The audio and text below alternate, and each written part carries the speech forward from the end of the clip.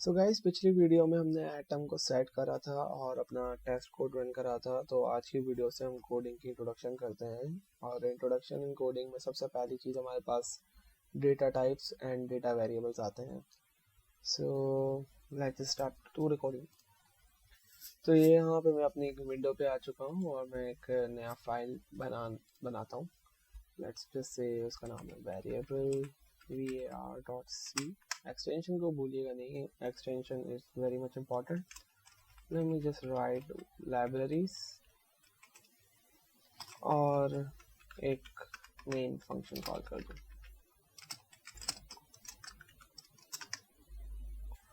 तो जहाँ अगर डेटा टाइप्स की बात की जाए और डेटा वेरिएबल्स की बात की जाए तो एक इंट्रोडक्शन पहले मैं वेरिएबल्स का करा दूँ नॉर्मल डिस्पाइट सी लैंग्वेज के। तो वेरिएबल्स हमारे पास एक ऐसे बॉक्स टाइप का एक मेमोरी सेव होती है जिसके अंदर हम वैल्यू इंसर्ट करते हैं एंड बेसिकली वो एक डेटा होल्ड करते हैं अपने अंदर। और क्योंकि हमारे पास डिफरेंट तरह के डेटाज होते हैं तो उन डिफरेंट तरह के डेटा को डिफरेंट तरह के डेटा टाइप्स हैंडल करते हैं। सो पहले एक एनालॉजी है, वो देख लें कि किस तरीके से डेटा सेव होता है, उसके बाद कोडिंग पे आता है। जैसे कि किस तरीके से हम एक इंटीजर का वैल्यू डिक्लेयर कर सकते हैं और जब तक डिक्लेयर करा है तो हमारे पास वार्निंग सेव रहेगी, लेकिन एज सोन एज के हम उसके अंदर वैल्यू असाइन कर देंगे तो हमारे पास वार्निंग इरेज हो जाती है। यहाँ पे हमारे पास हमने आपको इंटीजर की एक मिसाल दी थी कि हमारे पास जब तक वो डेटा सेव होता है और वेरिएबल इनिशियलाइज होता है तब तक बीच में वार्निंग रहती है। इसकी मिसाल इस तरीके से है कि यहाँ मैंने एक वेरिएबल्स इंटीजर का x डिक्लेयर करा है। It's just declaring that variable. इसको मैंने वैल्यू के साथ इनिशियलाइज नहीं करवाया और इसकी वजह से मेरे पास वार्निंग भी आ सकती है। किसी किसी कंपाइलर्स में आती है, किसी किसी कंपाइलर्स में नहीं आती। या फिर एक और केस हो सकता है कि x को डिफ़ॉल्ट से ही डिफ़ॉल्ट वैल्यू देती है, लाइक उसको ज़ीरो की इक्वेट कर देंगे। अच्छा, यहाँ पे हम x को इस तरीके से भी लिख सकते हैं और इसके बाद उसकी वैल्यू को मैं यूँ भी लिख सकता हूँ। तो अब बेसिकली यहाँ पे मैं ये चीज़ भी कर सकता हूँ कि मैं एक पहले वेरिएबल दे दूँ, x इनिशियलाइज करवा दूँ और बाद में उसको वैल्यू में ज़ीरो दे दूँ। ये असल में तब ज़रूरत इसकी महसूस होती है कि जब लेट्स से कि हमने वेरिएबल्स तो बहुत पहले इनिशियलाइज करवा दी है, लेकिन कोड में कहीं नीचे जाके आगे जाके हमें वैल्यू को उसके साथ देना होगा। तो ये चीज़ें वहाँ इस्तेमाल होती हैं, या यूज़र इनपुट में ये चीज़ें हो सकती हैं कि लेट्स से कि मैंने एक वेरिएबल सेलेक्ट तो कर दिया लेकिन मैं रन टाइम में वही मेमोरीज यूज़र से पूछूंगा और फिर वो सेव करवाऊँगा। लेकिन अगर हार्ड कोडेड की बात की जाए या सिंगल टाइम सेविंग की बात की जाए तो मैं यहाँ पे भी इसको ऐसे इक्वल्स टू 10 करके लिख सकता हूँ। इस चीज़ को मतलब इक्वल्स टू के बाद वाली चीज़ को हम कहते हैं असाइन करना and this thing is called declaration या इनिशियलाइजेशन।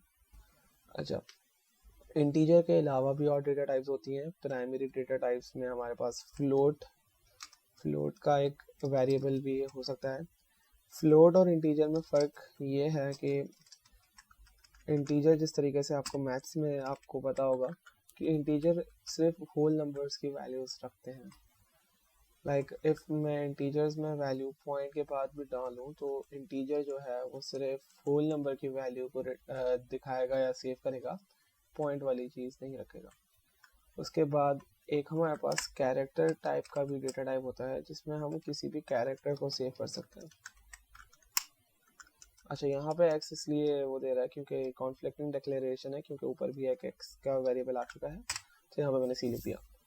ये भी एक चीज़ है। अच्छा, कैरेक्टर और उसके बाद हमारे पास एक और चीज़ आती है बूलियन की। अब बूल हमारे पास एक तरीके का वेरिएबल होता है जिसमें हमारे पास टू चॉइसेस होते हैं। लाइक बाइनरी डेटा टाइप होता है कि उसमें इधर 1 और इधर 0, और इसको मैं लाइक बूल चॉइस करके मैं इसको फॉल्स लिख सकता हूँ या ट्रू लिख सकता हूँ। तो बूलियन टाइप का भी एक हमारे पास डेटा टाइप होता है। तो ये बेसिकली प्राइमरी डेटा टाइप्स हैं। आगे जाके हम कोड में डिराइव डेटा टाइप्स और और भी डिफरेंट तरह के डेटा टाइप्स को पढ़ेंगे। यूजर डिफाइंड डेटा टाइप्स भी होती है हमारे पास, लेकिन बेसिक डेटा टाइप्स में हमारे पास ये है। एक और हमारे पास डेटा टाइप होता है डबल के नाम से, which is like floating point जो होते हैं उसमें डबल फ्लोटिंग पॉइंट्स होते हैं। Like they can hold more than 2 significant values of value के पॉइंट। जैसे यहाँ पे 0.90 है तो वो ज़्यादा वैल्यूज एक्सक्यूट करता है, लेकिन मोस्टली हम लोग ये ही कोडिंग में यूज़ कर रहे होते हैं, float, character, integer and Boolean. So introductory video के लिए इतना काफ़ी है। अब इनके कुछ फॉर्मेट स्पेसिफायर्स भी होते हैं, वो हम देखेंगे कि वो फॉर्मेट स्पेसिफायर बेसिकली क्या होता है।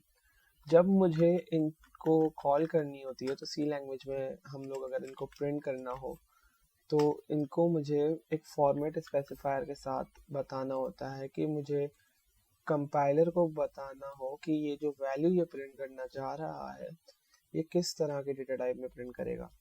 तो इंटीजर के लिए हमारे पास जो फॉर्मेट स्पेसिफायर होता है वो हम लिखते हैं परसेंटेज और उसके बाद डी। सिमिलरली फ्लोट के बाद हम लिखते हैं परसेंटेज एफ। कैरेक्टर में हम लिखते हैं परसेंटेज सी। और बूलियन को तो मेरे ख्याल से प्रिंट करने की जरूरत नहीं होती। सो दीज आर बेसिकली हमारे पास फॉर्मेट स्पेसिफायर्स हैं जिसमें हम लोग ये काम करते हैं। If you want to read more about that, मैंने लिंक में एक लिंक दी हुई है डिस्क्रिप्शन में जहाँ पे आप फर्दर रीडिंग कर सकते हैं। आगे वाली वीडियोस में आके हम लोग यूज़र इनपुट और यूज़र स्टेटमेंट्स को प्रिंट करने के लिए देखेंगे कि हम किस तरीके से कंसोल स्टेटमेंट्स के ऊपर ग्रेप कर सकते हैं। तो that's it for today video. और आज की वीडियो में बस एक बेसिक इंट्रोडक्शन था कि किस तरीके से